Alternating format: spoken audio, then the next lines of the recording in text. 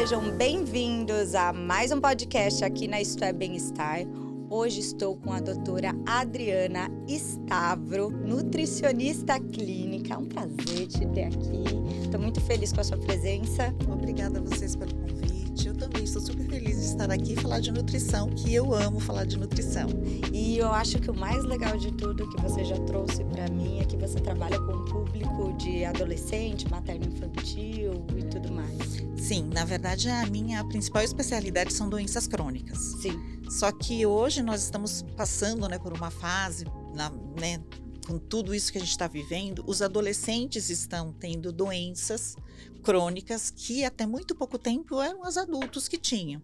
Então a gente pegava um adulto de 35, 40 anos, ele era hipertenso, ele era hipercolesterolêmico, que é o colesterol alto, ele tinha esse tipo de problema. Hoje a gente vê isso com muita facilidade, é muito comum ver isso em adolescente.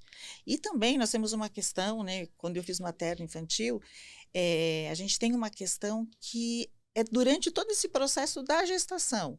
Então, toda essa programação genética. Então, como essa mãe ela vai engravidar, como estava o peso dela, como ela vai se comportar durante a gestação, como vai ser no pós-parto, no aleitamento materno, porque isso tem uma importância muito grande na vida adulta dessa criança e desse adolescente. É por isso que eu até converso muito sobre isso, que as pessoas elas normalizam hoje, romantizam muito a questão da obesidade na internet e eu falo que são caixinhas totalmente diferentes. Agora, se você acha que o processo não vai afetar as gerações, tem a carga genética. Então, se você não se cuida, e o seu marido também não, porque parte dos dois. Parte dos dois, doutora? Exatamente. Vai afetar diretamente no bebê. Vai. O que nós temos? Tanto no pré-gestacional, quando a mãe está se preparando, que o ideal seria a mãe se preparar para engravidar, ela precisa estar num peso adequado. Então, se essa mãe é fumante, ela precisa parar um tempo antes. Se essa mãe bebe, faz ingestão de álcool, ela precisaria parar um tempo antes. Reorganizar todo o corpo, então desinflamar, cuidar do intestino e já engravidar com a saúde bastante organizada. E durante a gestação também. Manter uma alimentação equilibrada, saudável, anti-inflamatória, consumir ômega 3, que é o que vai ajudar no desenvolvimento cognitivo da criança, pensar em todas as vitaminas do complexo B, principalmente B9, enfim, pensar... Ácido fólico também. Isso, ácido fólico. Então, pensar nisso como um todo. Então, a mãe ela não tem que ter nem restrição e nem excesso. Sim. Porque se ela tem restrição, esse feto ele vai viver em um ambiente restritivo, então ele vai ser uma criança, ele vai ter um fenótipo poupador. Então ele já vai ter uma predisposição para a obesidade. Então, qualquer deslize ele já vai engordar, porque ele está acostumado com muito pouco. E se essa mãe também ela tem um sobrepeso, uma obesidade durante a gestação, essa criança também ela vai ter uma predisposição para um ganho de peso, um sobrepeso, um ganho de peso ali na adolescência ou na vida adulta. Então, isso a gente já tem muito bem definido em estudos. Sim. Então, por isso que é importante a mãe ela pensar que a gente precisa ter esse equilíbrio antes da gestação, durante a gestação e durante o aleitamento materno. Um por conta da criança e por conta dela da mesma. saúde da mãe, exatamente. Porque se a mãe ela tem deficiência nutricional, principalmente no período da amamentação, ela vai passar os nutrientes para a criança, mas vai faltar para ela. Sim. Tá? E também tem a questão do excesso de peso influenciar no trabalho de parto, influenciar e trazer complicações na hora do parto. Também, normalmente uma mãe que tem ali uma obesidade já grau 1, grau 2, é muito mais difícil ela ter um parto normal, normalmente é um parto cesárea, normalmente ela não consegue chegar às 40 semanas, enfim, ela tem algumas complicações, normalmente ela tem uma hipertensão, normalmente ela tem um diabetes gestacional, então ela é uma gestante que precisa de cuidados especiais. E pode influenciar tudo então, isso. essa criança, quando a mãe ela tem esse diabetes gestacional, ela já tem uma predisposição para nascer um bebê gigante, que a gente fala os gigs. Então, é uma criança que já vai nascer com sobrepeso. Ele já vai nascer muito maior do que o esperado. Então, por isso que é importante a mãe ter essa consciência, de que tanto vai ser ruim para ela, o pós-parto dela vai ser mais difícil e para a criança também vai ser muito ruim, não só no pós-parto, mas para o desenvolvimento dela como um todo na vida adulta. Doutora, se você pega uma pessoa que ficou grávida sem querer, porque a gente está falando de uma pessoa que se programou. Então, exemplo, eu quero engravidar. Então, é legal me cuidar, é legal ter uma alimentação saudável, voltar ao peso normal, tá com peso ok e tudo mais. E se eu engravido sem querer e tô com excesso de peso, com excesso de gordura corporal, quais estratégias e quais condutas eu tenho que ter nesse processo? Eu posso emagrecer durante a gestação? Então, durante a gestação e durante o aleitamento materno, não é um momento adequado para perda de peso. Mas a gente precisa, o que a gente pode fazer é mudar a alimentação da mãe. Porque se essa mãe ela está com sobrepeso, uma obesidade, é porque ela está ou se alimentando mal ou está consumindo muito. Porque o que gera o sobrepeso e a obesidade? É consumir acima da sua taxa metabólica basal. Então, se você está consumindo mais, ele vai ser depositado no tecido adiposo. Então, o que a gente faz com essa mãe durante a gestação é trazer ela para um metabolismo basal ali dentro do que ela precisa se alimentar. E o mais importante de tudo é trazer ela para uma mudança de comportamento. Sim. Então, tentar fazer com que ela mude a alimentação dela durante a gestação. Que deve ser o mais difícil, né? Que deve ser o mais difícil. Então, a gente precisa tentar mudar. Não vai dar para ela perder peso, não. Agora a gente vai emagrecer 15 quilos durante a gestação, não. Mas a gente tem que tentar mudar essa alimentação, incentivar essa gestante a procurar uma academia, fazer uma hidroginástica com um acompanhamento, claro, mas trazer ela para uma realidade que ela precisa cuidar dela e do bebê. E como que eu trabalho, por exemplo, o processo de você pega uma pessoa com obesidade ou com algum transtorno alimentar, como que trabalha a questão da compulsão alimentar durante esse processo de gestação? Porque deve triplicar, né? Deve triplicar, e é bem complexo, é bem complexo. Aí, normalmente a gente trabalha com equipe multidisciplinar.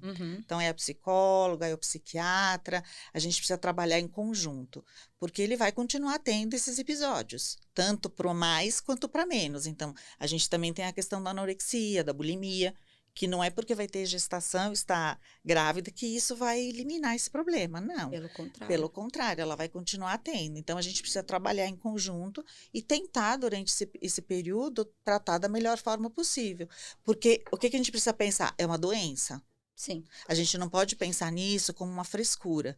Porque até muito pouco tempo, todos esses problemas emocionais eram vistos como uma coisa, ela não tem nada para fazer, isso é Ela tá com bobagem, preguiça. é frescura. Não, gente. Os problemas emocionais, eles são problemas que devem ser tratados com seriedade. Sim. Tá? Então, são problemas, e o fato dela ser gestante, também ela precisa ter toda essa atenção. Então, ela vai ter o acompanhamento necessário, tá? Mas é complexo durante esse período. Mais complexo que eu falo que quando a gente engravida, nasce uma nova pessoa. A gente nunca... É igual, eu tava conversando com uma amiga minha esses dias, ela, quando eu ficar grávida, eu vou receber todo mundo na maternidade, já tô armando... Eu falo assim, espera. Espera para ver. Porque você não sabe que mulher vai nascer quando aquele pititico sair da sua barriga. Você não sabe. Mas durante a gestação, é uma coisa bem interessante. Quando a mãe ela engravida já com sobrepeso e obesidade, a gente conversa com a mãe e tem uma conversa assim muito simples. Fala, olha, você está acima do peso, engravidou sem querer, não se programou, tudo bem, está tudo certo. Mas vamos agora, durante esse período, tentar organizar a sua alimentação, vamos tentar fazer uma coisa diferente. Esse processo da gestação já traz uma maturidade, uma força de vontade na mãe, que é uma coisa impressionante. Sim. Elas mudam muito.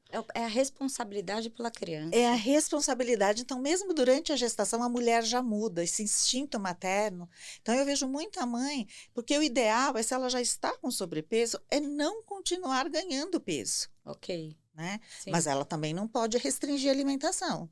Ela não pode mudar, porque eu percebo que tem muita gente que quer mudar a vida durante a gestação. Não dá. Então, assim, a gente tem que trazer para ela uma realidade que, assim, você vai precisar consumir uma alimentação de qualidade. Sim. Uma alimentação que vai ser saudável para você e para o seu filho.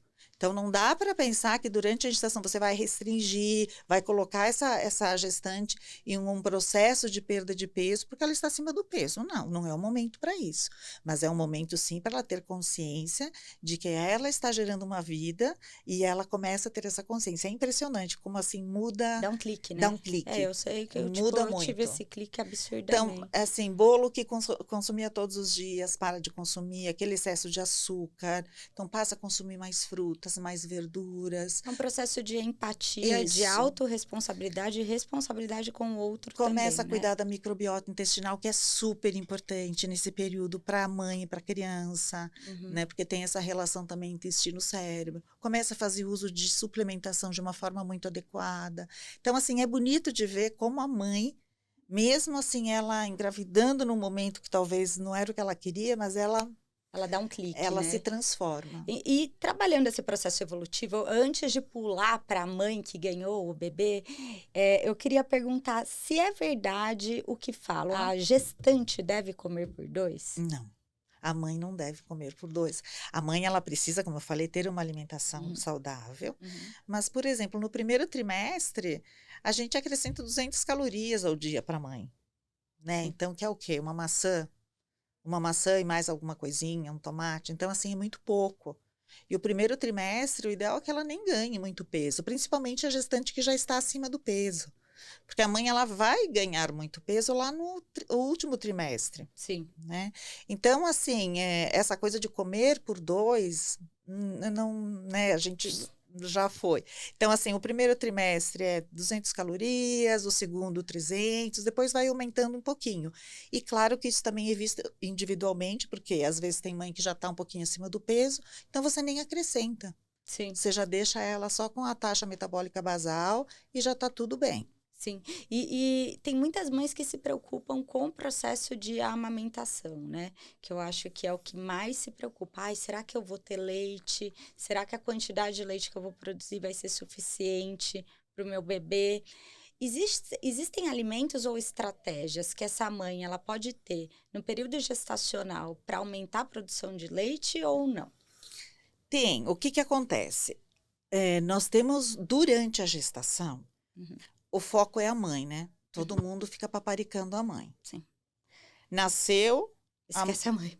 a mãe fica de lado, Uhum, e aí o foco é o bebê. E muitas vezes isso acontece também com a alimentação. E a alimentação, ela tem que continuar no período do aleitamento materno, principalmente quando é aleitamento materno exclusivo. Então, nasce a criança, primeiro que a mãe já fica de lado, aí a mãe já tem todas aquelas atribuições com o neném, o estresse o absurdo. estresse absurdo, e ainda ela tem que se preocupar com a alimentação, que nem sempre ela tem uma pessoa para estar cuidando disso para ela.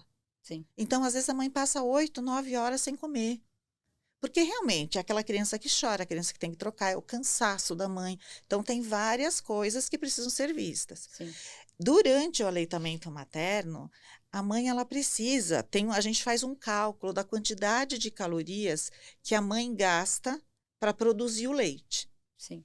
Tá? Então, a gente calcula essa quantidade de calorias e acrescenta, Isso é individual isso também. é individual, acrescenta no cardápio da mãe. Uhum. Quanto a ter alimentos que aumentam a secreção de leite, isso assim, né? Aquela coisa de cerveja preta, esquece. Não, não, Cerveja não, preta, ela tava muito não, cerveja. não era, não Aí tinha. tinha passapente, Isso, você isso.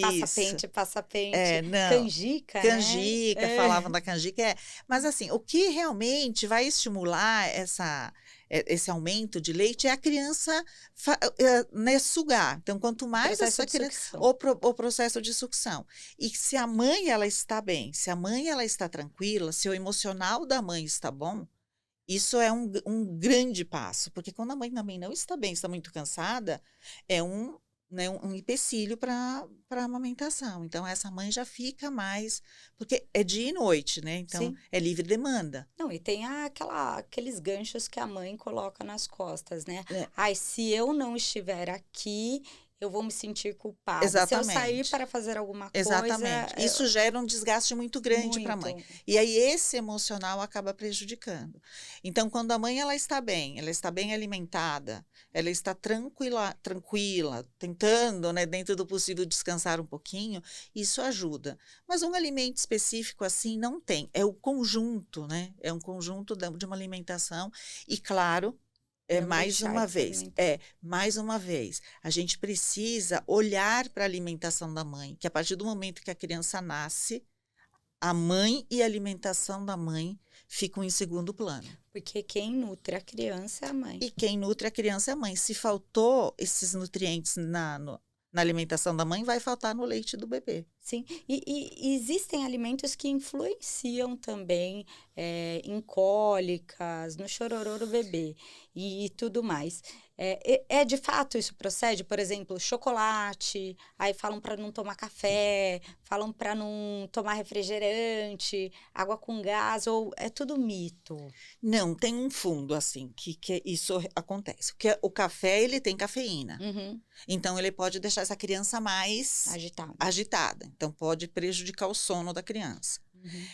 Em relação a dar gases, mais cólica, há alguns alimentos que já são flatulentos por natureza. Então, brócolis, Feijão. couve-flor, o feijão, dependendo da forma de preparo, ovos cozidos. Então, o que que a gente faz? A gente testa esse alimento em pequenas quantidades e aí a mãe anota. Então, hoje ela comeu brócolis, né? 3 caixinhos de brócolis. Tudo bem, não mudou a rotina da criança, ela pode continuar comendo. Ah, amanhã vamos testar a couve-flor. Então, a gente pega esses alimentos que são os mais flatulentos e a gente vai testando um a um, nunca mistura. Tá? Tá. E aí a gente vê Mas qual isso é a pro bebê? resposta. Não, a mãe come e a gente avalia Ah, o não, bebê. a mãe come. Ah, tá. Eu tô dizendo da mãe que eu ainda não cheguei no processo Isso. de introdução. Aí a mãe comeu, se não Se der. não deu nada no tudo bebê, bem. pode continuar Tá comendo. bom. Porque assim, eu tomei um cafezinho, o neném dormiu, então é porque aquela quantidade de cafeína Tá ok. tá ok. Aí eu tomei 2, nossa, ele ficou acordado a tarde toda, ele não dormiu nada, então é muito. Tá bom. Por exemplo, refrigerante, água com gás, tem gás. Se essa criança essa criança ficou com gases, então tem que tirar. Então a gente vai avaliando. E tem o chocolate, o chocolate também tem cafeína. Sim. Então também pode deixar a criança mais agitada um pouquinho. E tem muito açúcar também, né? Uhum. O que a gente precisa pensar? Tudo que a mãe come, o sabor do leite vai ter o sabor do que a mãe comeu. Então, se essa mãe tem uma alimentação ruim, a criança, ela vai estar acostumada com aquele sabor. Entendi. Então ela vai se adequando àquele sabor Então vamos da pensar, vida se é da uma mãe. mãe que come muito doce, muito chocolate, muito bolo, muita coisa, esse tipo de alimento, o leite vai ser o quê? Doce. Então essa criança, ela já vai ter um paladar mais voltado para o doce. Então hoje, quando a gente estuda a materno-infantil, a gente já tem estudos que mostram que aquela mãe que tem uma alimentação variada, tipo rica em nutrientes, com carne, brócolis, carne vermelha, carne branca, Frutas. peixe, frutas. E essa diversidade no prato da mãe faz com que a introdução alimentar do bebê seja mais fácil. Olha. Porque ele já está acostumado com diversos sabores. Sim, porque o leite ele não tem um Ele não sabor tem um específico. sabor específico, ele vai ter o sabor do que a mãe comeu. Sim. Então vamos pensar, a mãe fez uma alimentação e temperou com cebola. Né? Sim. Vai ter um gosto mais para cebola. Essa criança já está mais acostumada com isso. Esses temperos, né, alho, cebola, que tem um sabor mais fortinho. A mãe tomou um suco de abacaxi com hortelã. A hortelã tem um saborzinho mais forte. Então, quando a mãe tem essa diversidade, essa alimentação variada, essa criança ela já vai estar acostumada com todos esses sabores diferentes. Então, o processo de introdução alimentar começa no aleitamento, na verdade, ele começa lá na barriga da mãe, na barriga né? da mãe, né? Porque começa lá de trás, pelo que você lá disse, de trás, já começa lá de trás. Entendi. Só que no aleitamento materno, ele ainda é mais importante.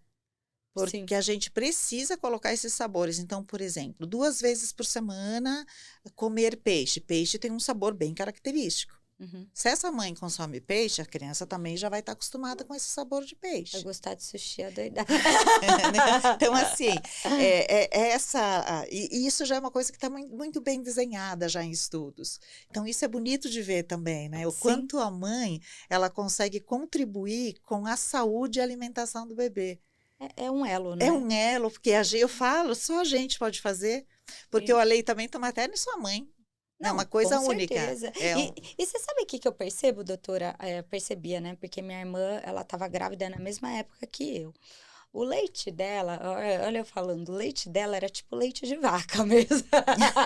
Era aquele leite branco, parecia leite integral, um leite que dava sustância. Meu leite era tão pobrinho, mas, era transparente, era uma coisa que não tinha cor. Isso influencia não, ou não não na existe. qualidade Não, do não, leite? não. Na verdade, assim, não existe leite fraco, Aham. tá? E tem uma coisa que também é linda de ver, que o leite materno, ele se adapta às necessidades do bebê. Olha, Então, assim, claro que o que você come vai vai estar influenciar, no leite, sim. mas o leite ele vai mudando conforme a necessidade da sua criança. Ele vai crescendo, ele vai mudando. Então, é uma ligação tão única e tão bonita, a mãe amamentando e essa criança se alimentando do leite, que não existe isso de leite fraco. Então, assim, Ele se adapta ele se às adapta à necessidades daquela necessidade criança. do neném. Nossa, que É maravilhoso. maravilhoso. Então, isso até agora nós tivemos a primeira semana de agosto, que é a semana do aleitamento materno. E é importante a gente falar disso, quanto é importante a mãe.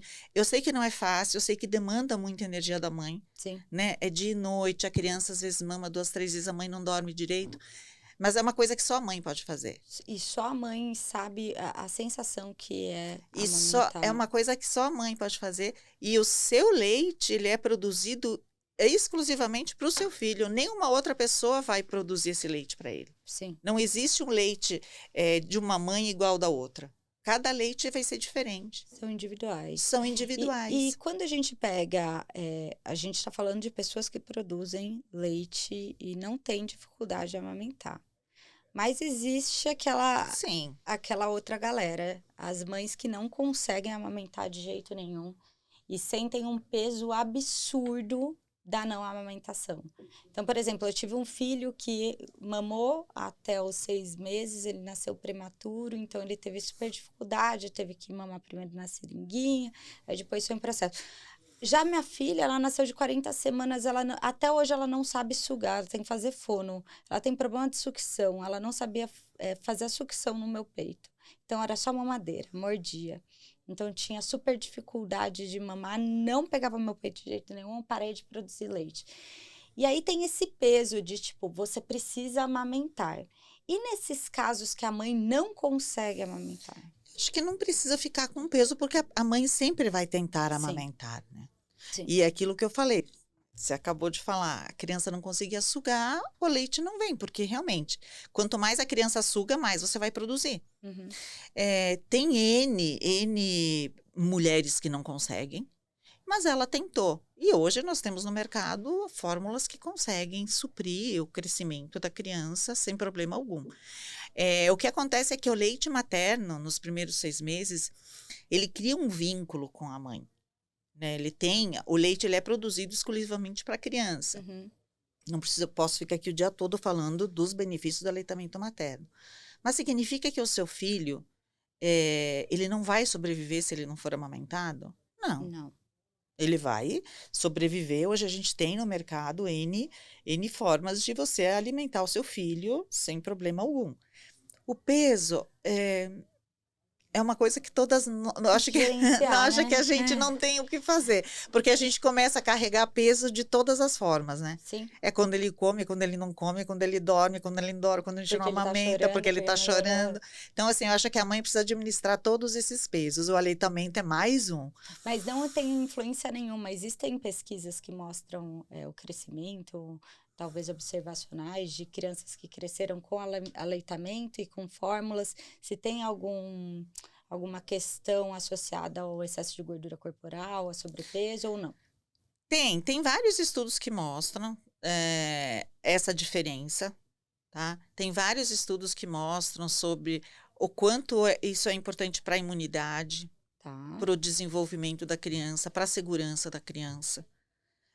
Tem vários estudos que mostram tudo isso. Mas o que é importante a mãe que vai ter um neném, o né, que está amamentando? Procura fazer o máximo para amamentar, porque o seu leite ele é único, exclusivo e produzido especialmente para o seu filho e só você sabe fazer. Sim. Mas caso você não consiga, não se sinta culpada por isso. Diferenças vão ter, sim. Tem, né, se você for acessar os bancos de dados, de estudos, você tem N estudos. Sim. Mas eu sempre falo para a mãe, assim, como eu também já me senti muito culpada por isso, eu falo, a gente sabe da diferença, sabe da importância, e eu sei que todas as mães se esforçam para amamentar. Não tem Claro, nenhuma mãe que ninguém tá não querendo. não Eu querendo não quero amamentar, amamentar. mas às vezes a mãe não consegue, a mãe não dá conta, tem a questão da criança, tem a questão que tem crianças que nascem prematuras, então assim, faça o seu melhor, se não conseguir a gente tem que tirar esse Tá tudo peso bem. e tá tudo bem. Tá tudo bem. E aí a gente vai pro processo de introdução alimentar do bebê. Que Certo. deveria ser aos 6 meses. Então, até quando amamenta e quando começa a introdução? E- É que até quando amamenta eu sei que, mas só que é recomendada a amamentação. Segundo a Organização Mundial da Saúde, Uhum. aleitamento materno exclusivo até os 6 meses, Tá, com introdução alimentar adequada para esse bebê e continuar o aleitamento materno até os 2 anos, como complemento. tá bom. Hoje a gente sabe que a mãe trabalha, a mãe precisa voltar a trabalhar. Nem todo mundo consegue ficar em casa 6 meses, apesar que hoje já existe uma lei, né? Que a mãe fica em casa um tempo maior. Uhum. E normalmente ela também tem férias, então ela consegue ficar um pouquinho mais. Mas, segundo o último relatório da OMS, só 46% das crianças são amamentadas até os 6 meses, exclusivamente até os 6 meses. As crianças param, as mães param em quanto tempo? As mães normalmente param no 4º, no 5º mês. Mas aí já entra com a introdução alimentar? Isso. Já? Ou com A fórmula. a fórmula. Tá. Tem mães que já começam com a comida, Com 4 meses? com 5 meses. Isso Mas é é muito recomendado? precoce. Não. Mas, quando você vai nas comunidades muito carentes, a fórmula infantil também não é tão barata. Não, não é. Então, você... Não é disponível no E também não é pelo disponível. governo, né? Eu não sei se o governo disponibiliza. Isso eu não... Eu sei que essa só aquelas informação eu não tenho. aquelas, sabe aquelas raras lá, tipo, que são Exatamente. essas Para você alergia consegue. alimentar. Isso, que são, tipo, a lata é R$ 400, você pede Isso, pelo governo e isso. você consegue. Agora Tá. as mais, As outras eu acho eu que não não. sei. Tá. Então, tem uma questão do custo. Então, quando você vai para uma comunidade de baixa renda, a gente tem que levar isso em consideração. Uhum. Então, às vezes, a mãe acaba introduzindo a alimentação precocemente por uma questão de custo, ou então ela já vai por um leite que não é o leite adequado. Pega um leite normal de vaca. Até pega um leite normal de vaca, um leite que não seria o adequado para aquela fase da criança. O que acontece? A introdução alimentar, ela deveria ser feita aos 6 meses de vida. Uhum. E o que a gente sempre fala para os pais? O que essa criança vai comer? A comida da família. Já começa nos 6 Porque meses. vamos pensar no seguinte, você vai fazer um arroz para a família. Como que tem que ser esse arroz? Preparado adequadamente. Vai fazer uma cenoura. Essa cenoura vai ser refogada no vapor. Então, você só não vai pôr sal. Uhum. Então, a gente entende que a família já tem que ter uma alimentação saudável. Não dá para fazer uma alimentação para criança. Só que nem sempre é assim, nem sempre a família tem essa alimentação tão adequada assim para já pegar o que a família vai comer e colocar. Então, quem já faz essa introdução alimentar, PBL, que a criança com 6 meses já começa, que eu acho maravilhoso. Né? Porque você coloca aqueles alimentos e a criança ela vai tendo contato com esse alimento, ela pega isso. Que elas colocam tudo. Tudo. Mas só que você não tem que começar, por exemplo, com uma fruta específica. Isso, você vai começando com uma, com outra. Para ver se não dá nenhum tipo de isso. processo de A alergia. gente sempre começa com uma, então um dia põe o brócolis, um dia põe a cenoura, depois um dia põe a manga, depois um dia põe o mamão. Mas o que é importante? A criança ter esse contato com a alimentação. Com a textura. Com a textura. Então, ela vai vendo a textura desse alimento. Ela pega, ela cheira, ela põe na boca. É que faz uma sujeira danada. Sim, então, sim. Assim, e vai fazendo. Mas só que é o processo de trabalhar todos os sentidos. É um processo de trabalhar todos os sentidos. E aí as mães também ficam inseguras, porque assim, eu não tenho noção de quanto ele comeu, porque a criança amassa. Que aí você vai pondo um alimento por dia, né? Depois de uma Sim. semana, 10 dias, você já tem vários na bandejinha dele. Então fica aquela bandejinha colorida, porque você já testou E aí você também já sabe qual que ele pega qual que ele mais, qual pega que ele gosta mais, qual que ele gosta mais. mais. Então, assim, já foi testado. Então, esse não teve problema, esse também não. E esse ele chorou um pouquinho, né? Mexeu com o intestino, ele não foi muito bem. Então, vamos tirar esse, vamos deixar para depois testar de novo. E assim você vai fazendo. Aí a mãe fica insegura, mas eu não sei quanto ele comeu. Então, às vezes a gente recomenda para a mãe ela oferecer aquela quantidade que seria para a criança comer. Tá. Tá? Então, você faz um PBL misto, vai. Então, a mãe oferece aquela quantidade para a criança, que é um pouquinho, né? Que a mãe tem que Que não é entender uma porção de adulto. que a criança ela vai comer, mas assim, essa ansiedade que a mãe tem, porque às vezes a mãe fala assim, meu filho não come, meu filho não come. Mas o seu filho não come ou ele não come o quanto você gostaria que ele comesse? Porque às vezes aquele pouquinho já é o Porque aí suficiente você para vai ele. lá, né? Eu tenho umas imagens no consultório que você mostra, olha, o estômago do seu filho é assim. É uma colher de sopa. Sim. E aí ele vai evoluindo. Não dá para você É um querer. ovo, é do tamanho de um ovo. Né? Sim. Com 6 meses, o estômago dele é do tamanho de um ovo. Então, assim, O pratinho mesmo do bebê, é ele já não tem, pequeno. não, mas ele já não tem aquelas divisórias com o tamanho das porções? Tem, mas Não é mais ou menos o é mais ou tamanho? menos aquilo. Mas aqui, às vezes, a mãe ela coloca um prato grande. Sobe, faz um montinho, né? É, e é muita comida, a criança não consegue. E também é uma da questão que a gente precisa respeitar a fome do neném. Porque lembra que antigamente que as nossas mães, as avós faziam o quê? Olha o aviãozinho, enfiava a Sim. comida na boca. Isso, se a gente for ver hoje, né, uma coisa muito ruim de se fazer, porque a criança, ela já nasce com os hormônios da fome e da saciedade Bem definidos, bem definidos, equilibrados. equilibrados. Então, ela já tem com 6 meses, ou até durante o aleitamento materno, ela já sabe quando ela está com fome ou a fome acabou. Não, agora eu já estou Ela não satisfeita. tem vontade. Não, eu estou bem, agora eu tô tranquila. Só que aí o que que acontece? A nossa ansiedade de mãe, não, mas ela comeu pouco, mas ela comeu pouco. Não, mas a pediatra falou que ela não está crescendo, não está se desenvolvendo. Porque aí vai lá na curva, né? Não, ela está ótima. Tá ótima, não precisa. Então é porque ela está bem. Sim. É que a gente também teve, culturalmente, se você pensar, né? Tudo é fome. Tudo é Dor de fome. cabeça é fome, choro é fome. Ai, a criança tá se mexendo, tá com fome. A criança tá nervosa, tá com fome. Tudo é Tudo é fome. fome. Tudo é fome. A criança chorou, a mãe põe no peito. O Sim. outro que já põe. Às vezes não é nem fome. Às vezes a criança ou ela quer um colo, ela tá mal acomodada. É que elas não vêm com bula, né? Sim. Criança não vem com uma bulazinha, você chorou, Imagina. né? Não vem. Então a gente tem que também, a mãe também não tem culpa disso, né? Sim, porque às vezes a gente não sabe nem o Não que tá sabe o que acontecendo. está acontecendo. E queira você ou não, o peito é um aconchego É um para o neném. acalento, né? Você vê ali, é aquele alimento conforto, ele está ali pertinho da mãe. Para ele é uma coisa gostosa. Sim. Então, a mãe não faz isso por mal. Ela faz porque a criança se acalma. Às vezes ela está com uma dorzinha, ela não está bem confortável. Então, a mãe pegou, colocou ali, ele está bem, ele para de chorar. Mas nem sempre é fome. Mas a É. gente não tem como saber. Não, não tem. Não tem como saber. Só respeitando a curva, né? Se você leva na pediatra, a Isso. curva tá A abaixo. curva está baixa e acontecendo está alguma acontecendo coisa. alguma coisa. Está muito acima, está acontecendo alguma coisa. Então, assim, essa curva, por isso que é importante levar a criança no pediatra todo mês. Sim. Porque aí ele vai ser avaliado mês a mês. Ele está crescendo, ele está dentro da curva, ele está com peso e altura, tudo bem. Porque às vezes essa ansiedade que a criança tem que comer mais sem comer mais, pode levar a um sobrepeso. E a criança também, isso da mãe forçar a criança a comer. Aí ela comeu pouco, mas a criança vai perdendo esses sinais de O fome, equilíbrio da fome e esse saciedade. equilíbrio da fome e da saciedade. Não, isso é super importante que daí cai no processo até de autonomia da criança Isso, com relação às isso. escolhas dela, né? E é importante também a mãe colocar no prato aquele pouquinho, né? Sim. Aquela quantidade, ela precisa ser orientada, é uma quantidade pequena. Seu filho, né, ele não é um adulto, ele é um bebê, é uma colher de sopa, Não é o que você duas, come, né? não é a quantidade que você come.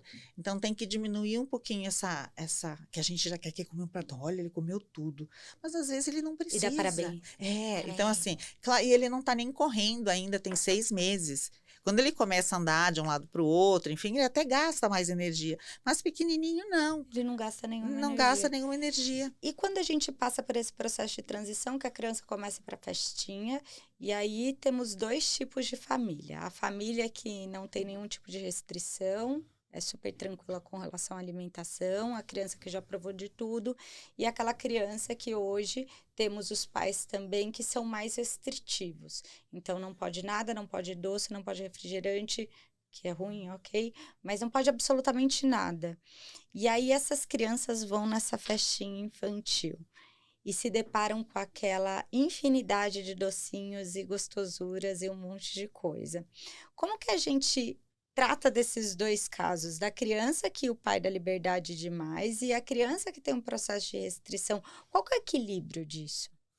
Eu acho que nem eu, Tá bom? Adriana, porque eu acho que tudo que é muito restrito desde do início é um fator de risco para desenvolver transtorno alimentar na adolescência, na infância e na adolescência. Então, acho que tudo que é muito restritivo, eu particularmente não gosto, que eu estudei transtornos alimentares e assim. Todo mundo que tem Um fator de risco para restrição. desenvolver transtorno alimentar lá na frente é você começar a restringir essa criança muito cedo. Mas a gente não pode interferir na educação dos pais. Tá bom. Porque eu acho que em casa, até os 2 anos de idade, como eu falei, a criança realmente ela precisa ter uma alimentação, porque é uma criança que mesmo que ela vai na festa, ela não vai sair sozinha, ela não vai comer nada. Até 2 anos. Ela não vai sair andando e pegar qualquer coisa. Ela não vai ali. sair andando e pegar qualquer coisa, ela não tem muita noção. Né? Muitas dessas crianças, acho que muitas vezes ela nem vai para a escola ainda. Então, ela não tem muita autonomia. Acho que passou dos 2 anos de idade, a partir do momento que essa criança vai a uma festa, a vida social da criança também é importante. E se ela comer um brigadeiro na festa uma vez por mês, não vai ser isso que vai estragar toda a saúde dela.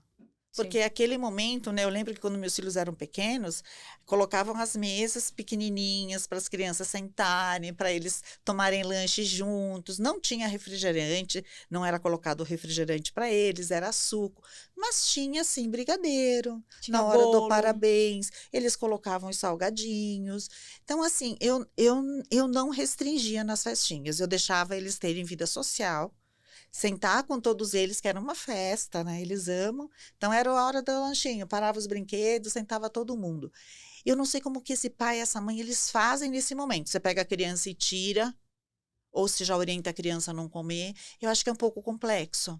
Entendi. Porque A também não ser, claro, que essa criança realmente tem um problema de saúde.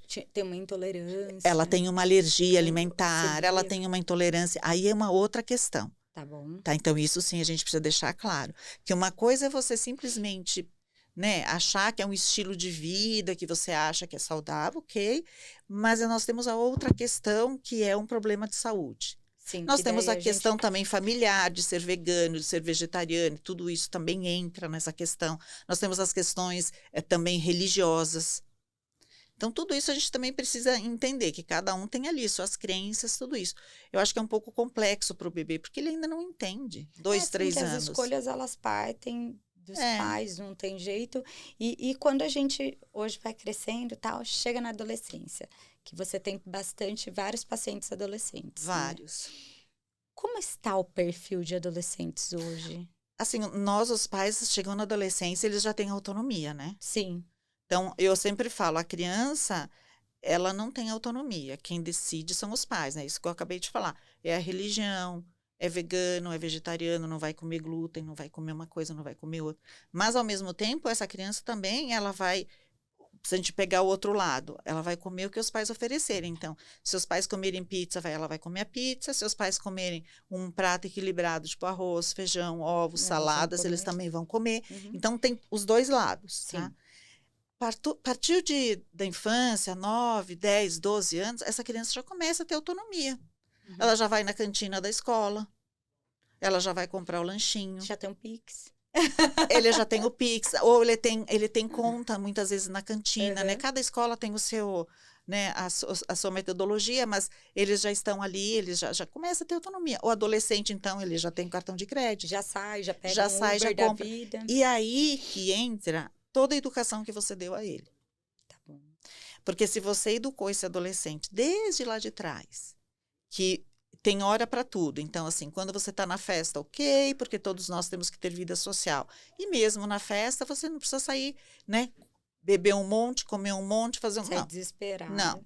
Você pode comer um brigadeiro, você pode comer, tomar um copinho de refrigerante, ok. Mas no nosso dia a dia, a gente precisa ter uma alimentação saudável, precisa ter um tempo definido de tela, precisa fazer uma atividade física. Então, a gente precisa ter uma rotina. Sim. Né? Então, quando você vê um adolescente, quando ele já vem com toda uma estrutura, normalmente ele vai muito bem.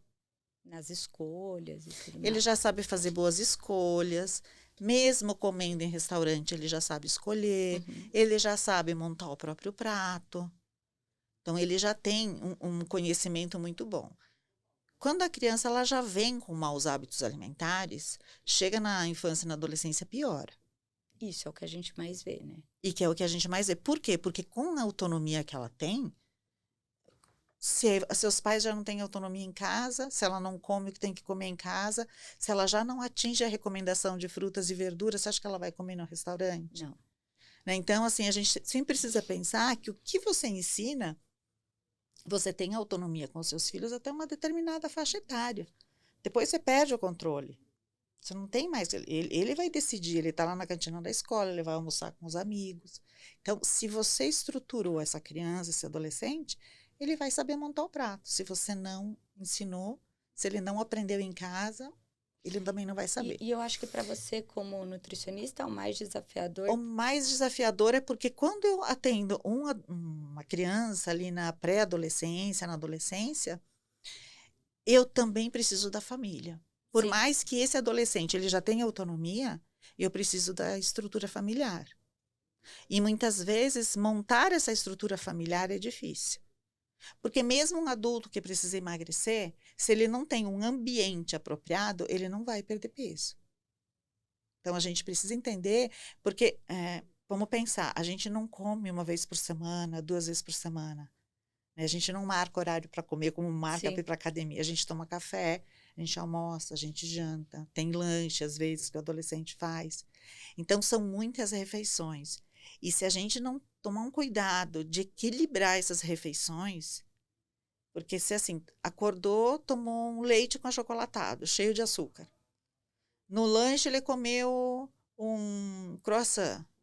No almoço ele comeu... Ele foi comer o lanche ali do lado da escola. Ou comeu um hambúrguer, ou foi lá e comeu um macarrão. No máximo que ele colocou no prato foi um filé de carne. Carboidrato o dia inteiro. Aí à tarde ele comeu, sei lá, chegou em casa, fez pipoca. Ou então fez uma tapioca. À noite ele comeu mais um macarrão, alguma coisa. Ele nem colocou no prato verduras e legumes, nada. Então, você precisa entender que são 5 refeições que não teve nenhuma equilibrada. Sim. Né? Porque, vamos imaginar, ele tomou café da manhã legal, fez 2 lanchinhos legais, mas aí almoçou com os amigos, deu uma escorregadinha, né? Não comeu verdura porque estava fora de casa, ok. Mas chegou no jantar ele comeu. Mas vamos pegar que está tudo errado. E às vezes a gente pega que está tudo errado. E, doutora, eu vejo que é difícil, por exemplo, a mãe e o pai, às vezes eles, na maioria das vezes, né? Porque se você pega um adolescente, um pré-adolescente, um adolescente, ele não tem a consciência da saúde ainda. Ele tem muita consciência de como estão vendo ele e de como ele está se sentindo. Mas sobre a saúde dele, ele não tem muita essa consciência. Então, ele chega no consultório muito pelos pais, na maioria das vezes, ou por uma queixa de alguma coisa que está acontecendo na escola. E eu acredito que seja assim, né? A maioria das vezes os pais levam por preocupação e você faz a intervenção com a criança. E como que é essa intervenção com a criança, pensando que às vezes ela não está preparada para a mudança? Como que é feita essa intervenção? É muito lenta. Tá. E tem que ter muito...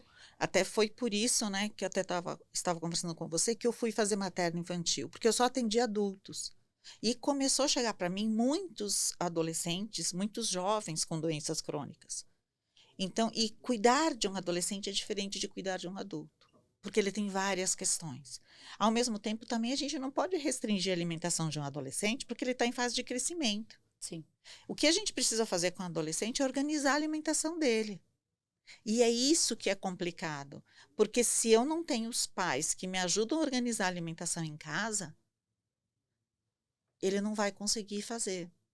Porque por mais que ele tenha autonomia, ele ainda não tem a maturidade de ir ao supermercado e organizar um cardápio da semana, por exemplo. Não tem. Ele não vai conseguir fazer isso.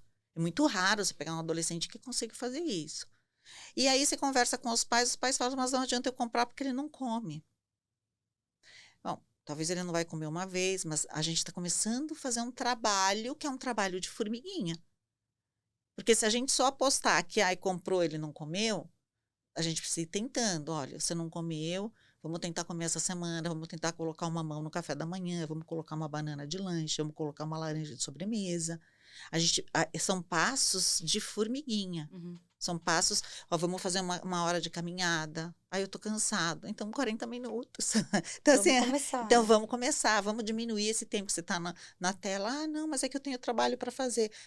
Vamos tentar fazer o trabalho em menos tempo, vamos fazer uma caminhadinha. Aí você fala, olha, pai, tenta caminhar com seu filho no fim do dia. Né? Tem o cachorro para andar também, já vamos os 3 fazer uma caminhada. Ah, mas eu chamo, ele não vai. Não. A partir de hoje, é um combinado. Ele faz parte da rotina. vai fazer parte da rotina. Então, é uma mudança que todo mundo precisa mudar. Então, assim, vai uma vez, depois não vai mais. Não. É virar uma rotina, é mudar o hábito. E desde tomar água. Uhum. Né? Então, assim, aí tá com sede, aí eu vou tomar um suco de melancia. Não. Tem que tomar uma água. Você precisa tomar uma água. Eu vou tomar... Não. A sede é água. E o processo de mudança foi o que você disse, é a mudança do lar, né?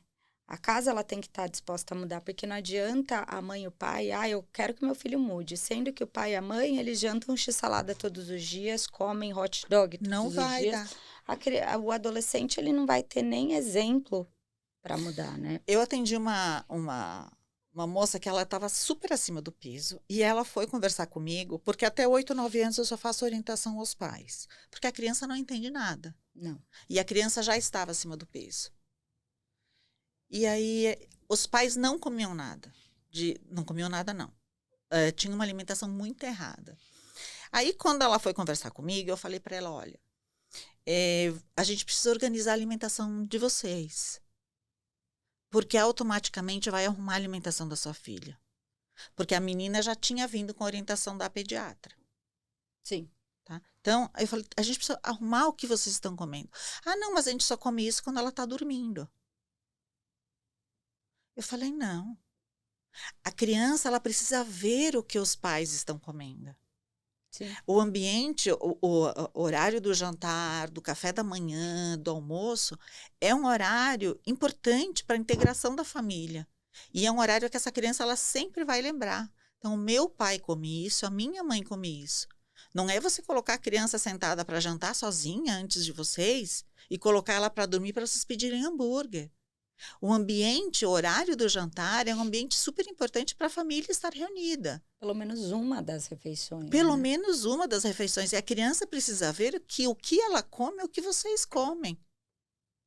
Ah, não. Mas não faz diferenciação. Porque o que acontece? Essa criança com 6 anos, eles não vão conseguir enganar essa criança por muito mais tempo. A criança daqui a pouco vai perceber que eles estão comendo hambúrguer escondido. Vou falar, o que está acontecendo que ninguém come nessa casa? Tipo, como assim? Eu faço o pratinho. Não, mas eu faço o prato dela. Isso tudo eu estou fazendo. Não, mas põe a menina para comer sozinha.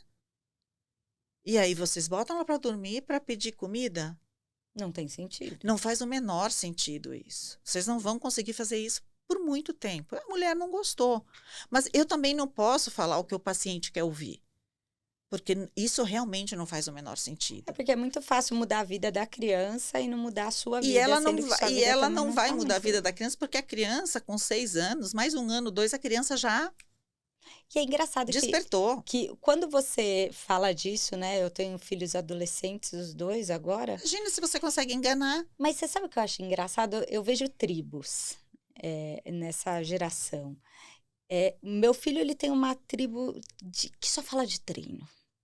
eu falei que é uma tribo legal. Uhum. Só falam de treino, só falam de quais suplementos, só falam de alimentação, sabe escolher, sabe calcular a quantidade de proteína que ele precisa consumir com 16 anos. Isso é legal. E não, porque eu até estava comentando esses dias com um colega meu que é dono de academia, eu falei, gente, essa geração tem uma galerinha muito forte que está vindo com uma mudança de mentalidade com relação.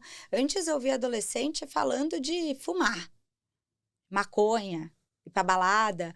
Hoje eu vejo adolescentes juntos discutindo sobre treino, discutindo sobre Uhum. alimentação saudável. Então temos também o lado Tem. positivo da adolescência, né? Dessa geração. Tem bastante. Eu acho que e tem adolescentes que eu atendo que eles vão sozinhos. Tem uma parte que já não são mais os pais, eles que pedem Uhum. para irem. E eles acabam chamando a atenção dos pais. De organizar a rotina e tudo mais. Não, o meu pai está comendo muito errado, a minha mãe está comendo muito errado, eu estou falando para eles, agora eu quero começar a correr, eu estou na academia, eu quero mudar.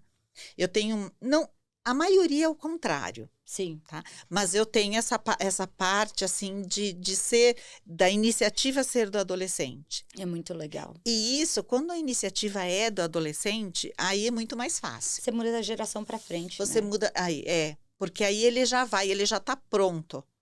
Então ele vai fazer qualquer coisa. Não, eu não vou comer isso aqui. Tudo na vida dele se torna natural, Se né? torna natural. Tanto que tem adolescentes que a gente faz compra de marmita para 30 dias. E eles ficam tranquilamente. E eles ficam, porque assim, olha, ninguém cozinha, eu não vou comer aquilo. Então, assim, hoje a gente tem pessoas que cozinham, já que conta, né, a proteína certa, você coloca a quantidade de proteína que ela precisa, o carboidrato que precisa. Então, eles não querem mais arroz, eles querem batata doce, eles querem outro tipo de carboidrato. Então, eles fazem. Frango, batata E aí doce, eu mando o cardápio. whey. Manda o cardápio, a empresa faz as bandejinhas e E já manda entrega tudo personalizada, certinho. entrega certinho, porque eles não querem mais comer a comida. Mas isso é sensacional. Isso é maravilhoso. Então, quando o adolescente ele vem e ele fala assim, não, eu quero mudar porque eu não quero mais comer isso, é perfeito. É o mundo dos sonhos. É o mundo dos sonhos. Mas hoje você falou de uma coisa que me preocupa muito e para a gente finalizar até que é sobre sua área, né? Das doenças crônicas. Quais são essas doenças crônicas que não tinham antes nos adolescentes com tanta frequência e agora você vê bastante nesses adolescentes com sobrepeso e obesidade? Bom, obesidade já é uma doença crônica, Sim, né? sim, sim. Já é considerada pela Organização Mundial da Saúde. Sim. E o que a gente vê é hipertensão. Então, eles já Por começam. conta do excesso de peso. Porque o excesso de peso, na Desencadeia um verdade, monte de coisa. ele vai gerar uma inflamação crônica de baixo grau. Uhum. Essa inflamação crônica de baixo grau, ela vai lesionando todos os nossos órgãos e tecidos, né, de uma forma muito silenciosa, muito lentamente. E isso, com o tempo, ela vai gerar uma série de problemas. Então, resistência à insulina, que se não for cuidada a tempo, vai virar um diabetes mellitus do tipo 2. Uma hipertensão. Aí a gente começa a ter um problema que é muito complicado no paciente com sobrepeso e obesidade, que é resistência à leptina. Sim, por Porque, conta da hiperleptinemia.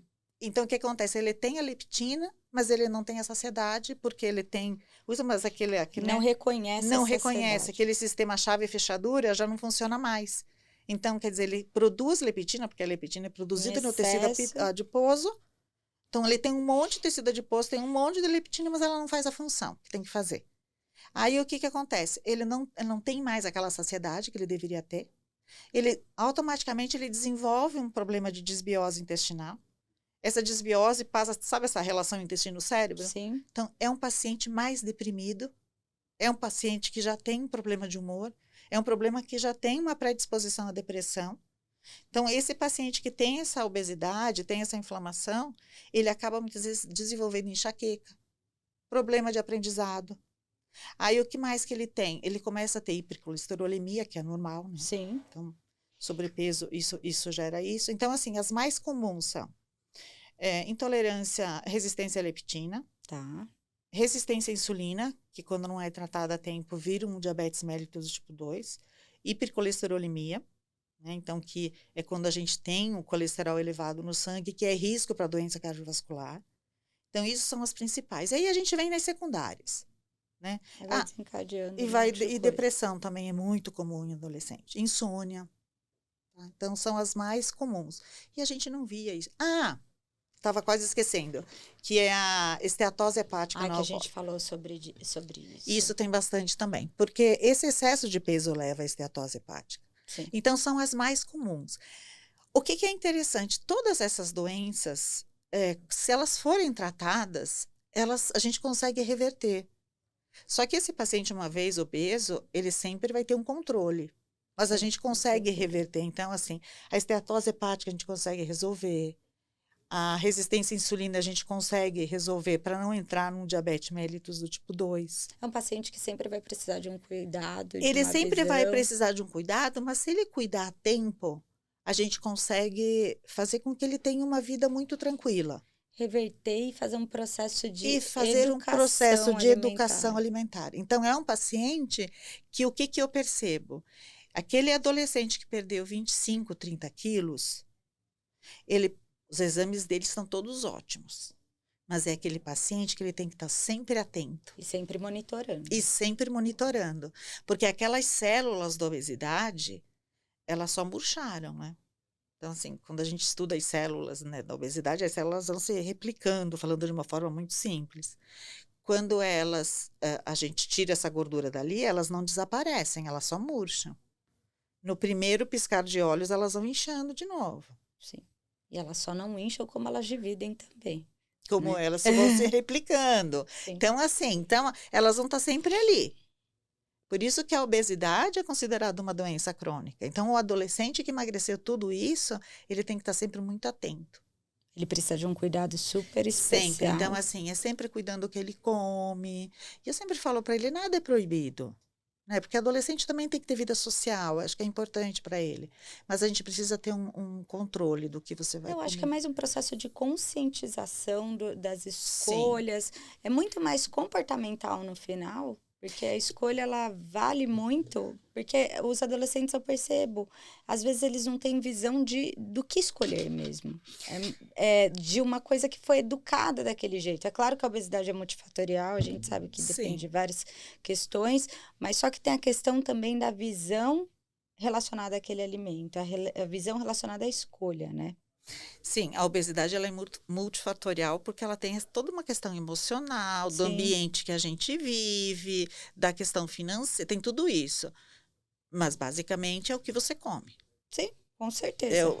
É o que você ingeriu que vai... É que eu falo que tem pessoas que, por exemplo, Sim. têm uma facilidade muito maior por conta de genética. De genética. Então, a gente sempre considera ali 20%, 30%. Então, assim, mas é o que ela vai ingerir.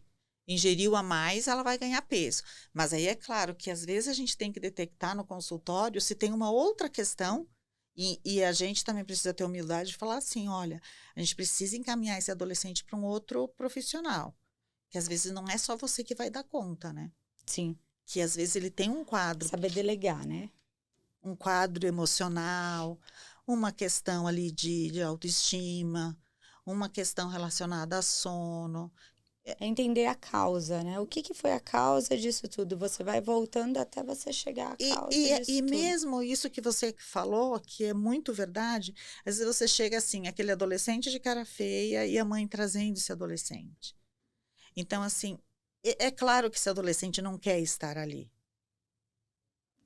Né? Ele precisa dar uma viradinha de chave. Então, né? assim, eu entendo a preocupação dos pais, mas às vezes aquele adolescente ele não quer estar ali. Não é um momento certo. Ele não e tá talvez pronto. não foi a condução certa de se levar também. ele ali. Então, assim, o melhor dos mundos é o quê? Quando o adolescente ele chega lá sozinho. Não, eu vim porque eu quero mudar. Então, esse é o melhor, é a melhor da situação. Mas, quando esse paciente ele vem, né, com 16, 17 anos e com a mãe, ele assim, nitidamente, assim, involuntariamente, aí você fala, da próxima vez você pode vir sozinho? Porque aí ele conversa mais, Sim. ele se sente mais à vontade. A mãe não corta ele para falar por ele, né? Para falar por ele. Então, ele fala por ele mesmo. Sim. Né? E às vezes ele fala, olha, eu não estou conseguindo. Isso é maravilhoso, né, doutora? Eu não estou conseguindo. E não conseguir é normal. Faz parte. Faz parte Faz do parte processo. do processo. Eu falo que os deslizes, as derrapadas, eu não conseguir errar, tudo faz parte do processo. As pessoas precisam entender que não conseguir sabe, se decepcionar com o processo faz parte do processo. Sim. Então, não é desistir, assim, olha, eu não consegui, não deu, tentei um dia, tentei 2, mas não deu, não tem problema. Mas o importante é que você está tentando. Isso é maravilhoso. Doutora, eu amei conversar com você. E eu queria muito que você deixasse seus contatos para quem está assistindo a gente, sua mídia social. Meu Instagram é Nutri Adriana Stavro. E o meu telefone é 11 96485 2323. Adorei conversar com vocês. Um beijo a todos. Muito obrigada, doutora. Obrigada pela pelo presença. convite. Adorei o tema, super importante. A gente precisa falar mais sobre isso. Muito Vamos obrigada. Lá. Obrigada. E vocês, muito obrigada por ter assistido esse podcast da Isto é Bem-Estar. Estamos também no Spotify. Se você gostou, curta, compartilhe. Espero no próximo. Tchau!